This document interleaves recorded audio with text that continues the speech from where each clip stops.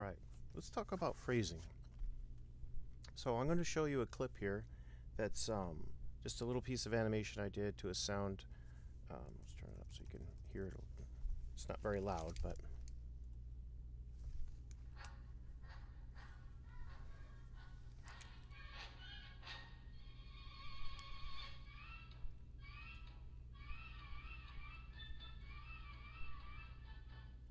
so I took a sound clip that I liked. I think this is from Those Men and Their Magnificent Flying Machines. It's an old film from like the 60s, and but it had a really nice rhythm to it and a lot of great accents. So when I say accent, I mean like those little bits, like if you see the movement, it comes in, it turns on, boom, right? So you can see, so it actually blends frames, but I go from a tiny dot to a little bit of a bigger dot to boom, it's up, right? That's how you hit an accent. Boom. That's what we would call like a hard accent, right? So it hits it right, boom, right? It hits really hard. So it just goes pop. So I'll play it again. See that? It just goes bang. You don't really see the little dots there much, but you feel it. You feel that kind of impact. Boom, right? So I'll play it through.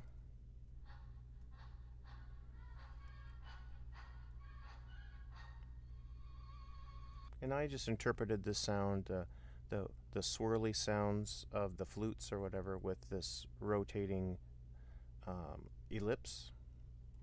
So let me get to that. So it goes little, right? Do do do do do do do do do do do. It's not even synced up really, but your eye kind of syncs for you. It's now here I'm doing another hard accent, but you see when it comes in, if you watch the green balls, what happens? They go up and then down, right? Because they go past a little bit. There's motion blur on it too, but it kind of go up and then settle. So because it goes up and then down, you get an overshoot where it goes past where it's supposed to stop and then settles back. That's called an overshoot, right? So that's another kind of accent. Boom. So it gives it that gives it another kind of snap. Boom, boom, boom, boom. And now here's another kind of accent. This is a softer accent where it kind of bounces in. Boom. See that? Bang. It's just like a bouncing ball. That's all it is.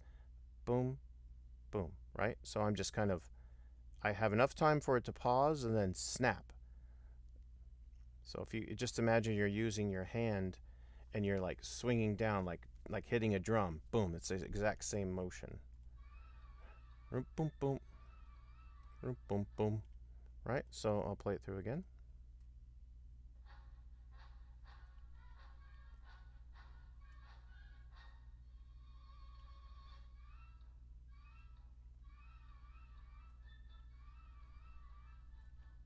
Now, if you watch the beginning when it first comes in, right? It goes up, but it doesn't stop, right? It goes up and it kind of pause. It's still moving. That's what you call a moving hold, right? If you see it up here, it goes up. It kind of just moves enough, and then right when it stops, boop, it turns off. So that's also kind of, if you listen to the sound, it kind of hits that accent, and then it just stops. It's like dun, dun, dun. So it's just enough for the eye to read it, and then it's gone. So to me, when I heard it, it reminded me of a train.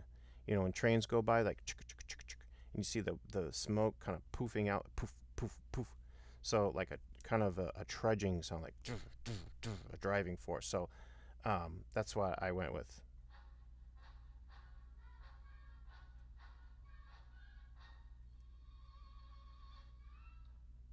And when I hear the up and down, the diddle-loom, diddle-loom, like that, I thought of that arc. That's what it sounded to me like a diddle-loom, diddle-loom, like that. So I kind of went up and then down. So I'll play it. You hear the dun dun dun dun. That's what it sounded like to me, like a figure eight, like 1, 2, like loopy loopy boom boom boom, right? Dun dun dun dun dun dun dun.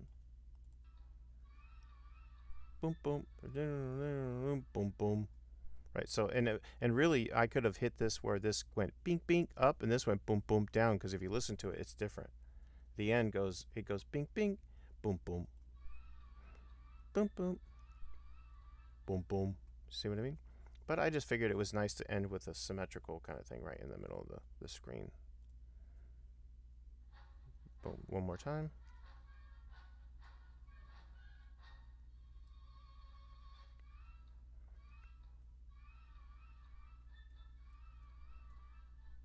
So this is like, you know, hitting accents with very simple shapes. You can do exactly the same thing with hands or with the head or the body, which, when you start animating characters, you want to hit accents. So you might want to hit an accent that's kind of hard where it just goes bang, where you hit really hard, you open the hands up really bright, or you go from a really tight position to an open position, like where you throw your arms out. And then you might have something that's more of a hard accent, like or a bouncing one where it kind of comes in and goes overshoots, like boom, right? Like you overshoot the action and then settle. Or then you might have a soft accent, which is like a bounce, boom, boom. It all depends on what they're saying, how they're saying it, or what you're animating your character or your object to. So the purpose of this is to find the rhythm, and also to um, do what we call phrasing. And phrasing is just, you know um, using enough time for the eye to read what it's supposed to see. So what's important, right? So for me, I'm trying to bring life to these sounds, and I need for the shape to illustrate that, how I see it, to hit that accent and to do something that's believable, that the audience feels like it's synced with. So,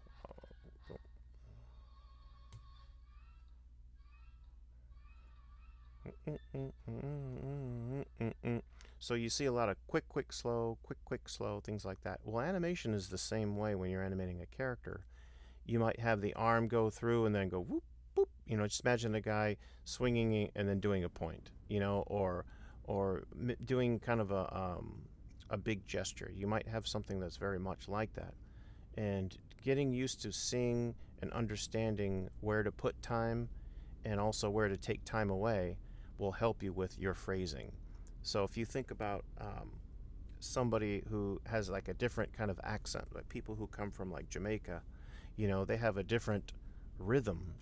They speak English, but it's a different rhythm, right? Or if you have someone who's not a native English speaker, part of um, the reason why you notice it is A, their accent, and B, also how they enunciate the words, but the pronunciation. But if you don't speak in the same rhythm as most people, then you pick that up. Like there's people like when you learn a language, like if you grew up listening to English your whole life, American English, we can tell the difference between a Canadian and a Californian, because the North Americans have, they emphasize some of the different parts of the sentence, even though it's very subtle. Only we would pick that up. So it's a little bit of a different rhythm sometimes, depending on which part of Canada or which part of the United States they come from. So it has a lot to do with nuance.